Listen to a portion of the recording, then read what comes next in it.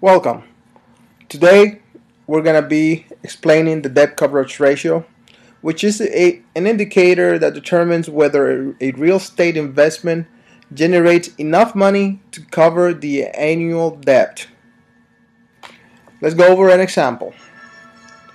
Let's say we have a investment property with a monthly mortgage of $750, monthly rent $2,200, vacancy rate 3%, and annual expenses of $1,500. The vacancy rate is the time during the year that you expect the property to be vacant for whatever reasons. It's not a perfect world, so you should never assume that you're going to be collecting rent all 12 months of the year. You should expect some issues and problems that might prevent you from doing so. So first, we calculate the gross annual income, which is you arrive to that number by multiplying the monthly rent times 12. So 2,500 times 12, 26,400. Then we proceed on calculating the annual mortgage payments, which is the mortgage monthly mortgage times 12, 760 times 12, 9,120. And then we proceed calculating the vacancy rate and credit loss, which you arrive to by multiplying the gross annual income by the vacancy rate, 30,000 times 3%, 900. 900 is what you expect not to collect during the year in rent for whatever reasons. Then you calculate the gross operating income, which you arrive by subtracting the vacancy credit loss from the gross annual income, 30,000 less 900, 29,100.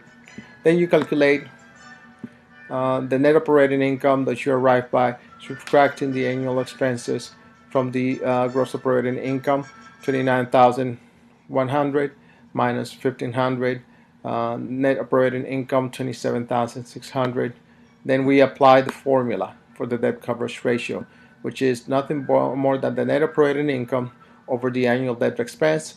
Our operating income came up to be 27,600 over 9,120.